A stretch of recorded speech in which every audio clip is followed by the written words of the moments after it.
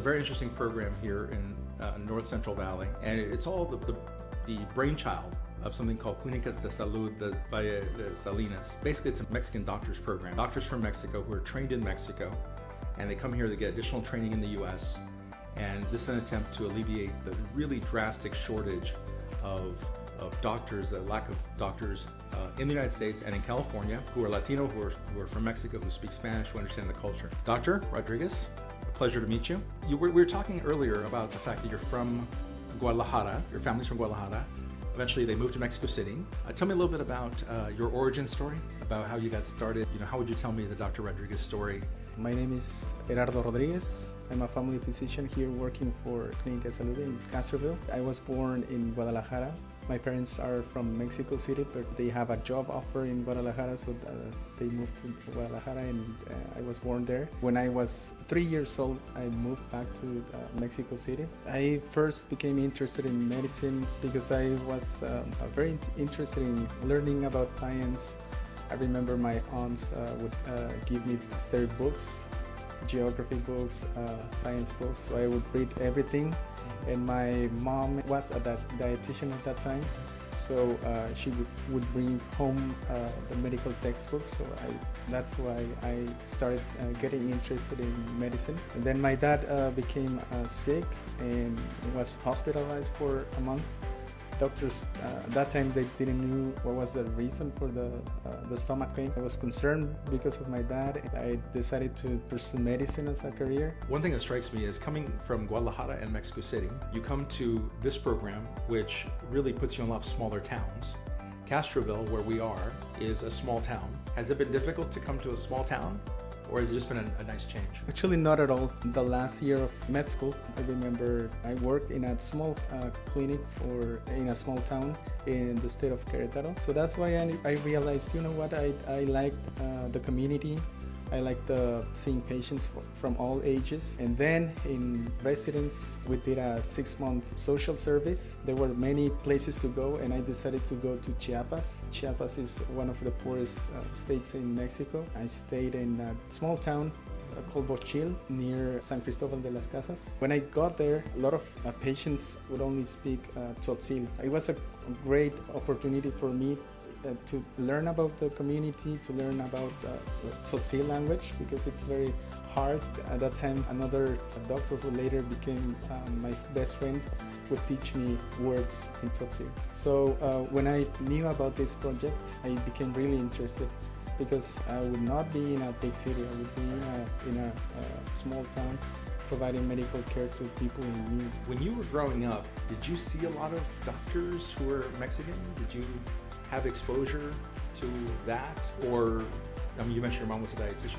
How did you first come to think about being a doctor in that regard? Actually, I'm the first doctor in my family. Pretty much I would say that it's because of my mom that would bring like medical textbooks. Yeah. Seeing my dad, who was sick at that time. In January, the Reyes Magos come, the 6th. Children get gifts from the Reyes Magos. Yeah. Instead of asking for toys or anything, I would ask for anatomical models of the human body. It wasn't until I was older that I realized that one of the great things about a town this size is that people care about each other. People are invested in each other's lives. I couldn't go to the grocery store or to a post office without bumping into somebody I went to high school with, or somebody's father, somebody's mother. And here's kind of a comical thing. When I go back now to my hometown, I might have a father of a friend of mine, let's say. He's 80, and he says, "Ay, mijo, ay, mijo, ay, mijo," right? They still call me mijo. I'm 57 years old. That happens in a small town where everybody knows everybody. Tell me about that. When you first got to a town this size, is that something you picked up on from your patients, that everybody knew everybody and it was a close-knit community? Is that something that was a big change for you? Yeah, being in a small town, everybody knows each other, or at least they recognize each other. Here, for example, when I go to grab something to eat to Santa Fe, sometimes patients recognize me and they say hi to me. Being in a small town, the community is closer. Language is a big part of it as well. The fact that Spanish is a common language. There are other languages as well that are spoken in Mexico that your patients also speak. But this is a huge thing because there's a big language divide in the medical community and the inability to serve Spanish-speaking patients. And if you're a Spanish-speaking patient in a state like California, even though the state is 40% Latino, you're not running across many doctors who speak Spanish. So tell me a little bit about that. When Clínicas de Salud del Valle de Salinas started the doctor's program 20 years ago, language was really top of mind. So can you think of an experience when you're talking to a patient and just the fact that you can communicate in their own language must be really important, especially if you're dealing with medical terms, right? It's much better than having to go through a translator. A lot of patients come to the clinic. They like the fact that we speak Spanish. Also the fact that they are able to express their symptoms or their feelings in their own language instead of using a translator or having the medical assistant to assist the physician to translate. And even patients are grateful that we're here. A lot of patients prefer to do the follow-up with a doctor who speaks their language. So one of the things that separates in the medical profession in the United States, the gap that exists between doctors and patients. You have an educational gap because you have to stay in school so much longer than the patient might. There's a cultural gap. So that the fact that you can close that gap and people can see you much more relatable, it's got to be good for you and for the patient. Patients are, like I was saying, are grateful that we're able to communicate in their language and provide medical care, personalized medical care in their own language. I know that there's a great demand to have other clinics participate in the program and to expand the number of doctors in the program. Something like this could be popular all over the country. There's a big need.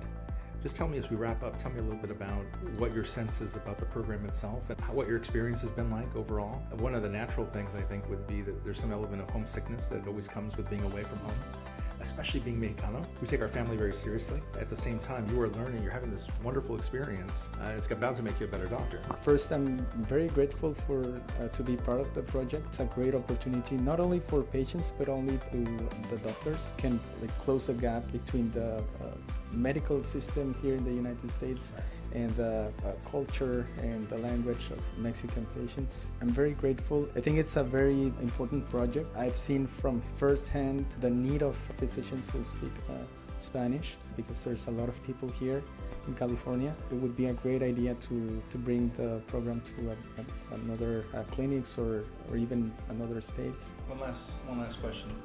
In terms of your hope going forward, like your plans for the future. So you're at the beginning of a long career. You're going to be a doctor for a long time. And it may be that as time goes on, you decide to try other things. Maybe you want to teach a class at a medical school, or maybe you want to help other young Latinos through a mentoring program for young doctors. Is there anything you think that you might want to evolve into, want to explore further? We were given the opportunity to extend the contract for another 3 years, so that's very interesting. And at least the next 3 years, I will continue working for Clínica de Salud. After that, I also like academic side of medicine, teaching medical students or residents. It would be a great idea. Back in Mexico, I worked for a year in the development of medical courses. I liked also that part of medicine. So our guest today has been, in our profile, the subject of today's profile has been Dr. Geraldo Rodríguez, who practices family medicine through a Doctors from Mexico program at Clínica de Salud del Valle de Salinas. And thank you very much for your participation and support of the program.